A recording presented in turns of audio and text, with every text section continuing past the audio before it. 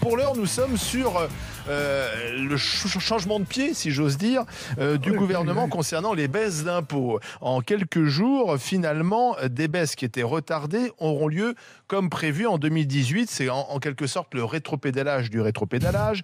On va donc bien commencer par supprimer la taxe d'habitation dès 2018 et ça se fera progressivement. Et puis on va aussi réformer l'ISF, c'est-à-dire transformer cet impôt sur la fortune en impôt sur la fortune immobilière, ce qui permettra peut-être de faire revenir certains riches, nous dit-on, sans oublier quand même la hausse de la CSG qui, elle, est actée. Alors, je voudrais qu'on donne la parole à Alexis Corbière. Alexis Corbière, bonjour. Bonjour. Bienvenue dans Les Grandes Gueules, député de la France Insoumise.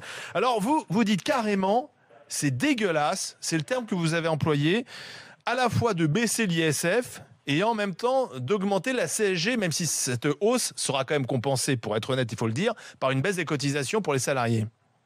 Oui, surtout ce que je mettais, en opposition, c'est que la CSG va augmenter pour les anciens, pour les retraités. Quand on perçoit une pension de plus de 1 200 € qui n'est pas une somme énorme, 1 200 €, on va voir sa CSG augmenter, donc ça va coûter plus cher. Et donc je considère que là, il y a quelque chose qui fiscalement est injuste, et à l'inverse, on a un début de réduction de l'ISF qui concerne les Français les plus aisés. Donc c'est un mot un peu dur, mais oui, je considère que c'est immoral d'une certaine façon de considérer que nos retraités à 1 200 € par mois qui sont pas riches devront payer plus, et les plus riches, eux, devront payer moins. C'est l'inverse d'une logique fiscale républicaine. Normalement, plus on est aisé, plus on participe. Et ça, oui, je trouve que c'est dégueulasse, et c'est très à l'image d'une politique injuste fiscalement. En même temps, on a appris donc que finalement la suppression de la taxe d'habitation, qui était une des promesses phares du candidat Macron, commencera bel et bien en 2018. Ouais, mais là aussi, la taxe d'habitation, on peut en discuter, elle n'est pas toujours bien calibrée, mais elle va être compensée par quoi? Parce que moi, je suis élu de Seine-Saint-Denis. Déjà, il n'y a plus la taxe professionnelle pour les communes. Il n'y a plus la taxe d'habitation. Progressivement, on étrangle des communes qui ont de moins en moins de moyens, alors qu'après, soit sont obligés de réduire un peu les voilures sur leurs services publics, de s'en prendre des fois des petits acquis des personnels communaux, etc.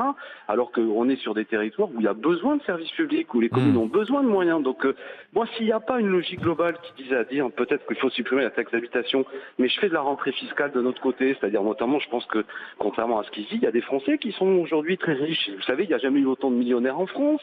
La part reversée aux actionnaires l'année dernière, elle a obtenu des records. Donc, il faut arrêter de pleurer en permanence. Il y a des gens riches en France, et c'est très bien d'ailleurs. Ça serait compliqué s'il y avait que des pauvres, plus personne ne serait là pour payer la solidarité. Oui, monsieur Corbière, il y a des gens riches en France, mais je peux vous dire que moi, alors je suis pas élue de la Seine-Saint-Denis, mais j'y vis, et il y a des gens pauvres, et payer 1 200 €, je suis à Aubervilliers, payer 1 200 € de taxe d'habitation dans une ville où déjà c'est très cher, enfin, les gens n'ont pas d'argent. La taxe d'habitation est extrêmement élevée. Donc, du service public. 1 200 € à Aubervilliers. 1 200 €. Bon, après, ça dépend des appartements, bien sûr. Bien sûr. Vous savez que les cadastres et tout, c'est toujours un peu compliqué. Mais on est dans une ville où la population n'est pas du tout aisée. Vous vous rendez compte du montant de la taxe d'habitation? Alors qu'à Paris, on paye beaucoup moins. À Paris, c'est injuste. Il y a quand même une logique. Il y a eu des augmentations d'impôts qui ont été intempestives dans le 93, notamment sur Saint-Ouen. Ma mère, elle vit à Saint-Ouen. Il faut voir la hausse des augmentations d'impôts. Les gens ne vivent pas. Ils ne vivent plus. Elle est obligée de s'endetter pour payer une taxe d'habitation. Donc, je suis désolée. Effectivement, il n'y a pas de politique où tout le monde peut être content. Mais la taxe d'habitation, moi, je sais que ma mère, par exemple, elle attend la suppression de cette taxe d'habitation qui lui coûte extrêmement cher. Alexis Corbière, là, c'est pas les riches, là. Discuter du fait qu'on revient sur la taxe d'habitation, mais quelle est la recette? Parce que je rappelle que Sarkozy avait supprimé, lui, la taxe professionnelle. Donc, pour quelle raison, dans des communes de Seine-Saint-Denis, parfois les maires sont obligés d'augmenter la taxe d'habitation? Parce qu'ils ont de moins en moins de rentrées fiscales. Parce qu'on pourrait s'interroger pourquoi il y a des économies.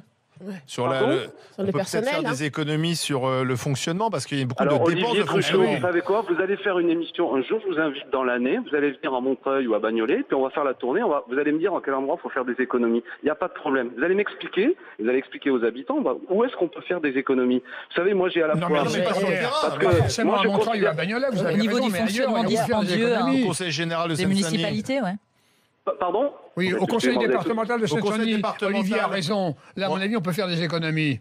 Oui, mais attendez, bon, on va revenir Dont à la l'essentiel. gestion avait Ce qui d'ailleurs est été injuste épinglée dans aujourd'hui- son temps. Ce qui est injuste aujourd'hui, c'est que vous avez une situation où des départements ont des moyens considérables, Paris, les Hauts-de-Seine, etc., et d'autres départements en ont moins. Donc, une fois de C'est plus, vrai. moi, je défends pas la taxe d'habitation. Je suis prêt à discuter du fait qu'on la réduit, on la supprime. La seule chose que je dis, c'est attention aux annonces démagogiques. C'est que si vous supprimez une taxe, et pourquoi pas, effectivement, la maman de mon interlocutrice, je comprends très bien. Moi, je sais qu'on est pour beaucoup d'habitants, ça fait mal. Mais je dis attention, revenons au point de départ de votre discussion, c'est que là, on est en train de mettre en place quelque chose où on va augmenter la CSG notamment pour les retraités. Je vous rappelle que c'est ça qui amène notre discussion. Est-ce qu'il est normal qu'un retraité, parce que votre maman là qui paye une taxe d'habitation, elle va payer plus en CSG. Est-ce que vous trouvez pas ça normal? D'accord? On est d'accord là-dessus. Elle est à la retraite, ta mère? Ma maman est à la retraite, ouais, depuis Voilà. Elle perçoit une récemment. pension de combien? Elle perçoit une pension de combien? 800. Alors, C'est Ah vrai. bah, 800, ça va. Elle n'est pas Bon, concernée. Elle est pas en- concernée. Bon, elle est pas concernée. concernée. Très bien. Mais ceci dit, Jackpot pour la maman de Joël. Attendez, Mais elle s'endette. Attends, moi, je tiens à Pour dire- payer la taxe Ouais, d'habitation. c'est pas normal, ça. Je tiens à dire qu'une pension de 800 €, c'est scandaleux, pareil. Hein. C'est scandaleux. Oui, Parce Sous le que seuil de c'est- pauvreté, hein. on peut Ils ne sont vivre, pas les voilà. seuls, Elle est- malheureusement. Combien Oui, il y en c'est a honteux. peut-être pas 800 € d'ailleurs. Le Voilà. RSA.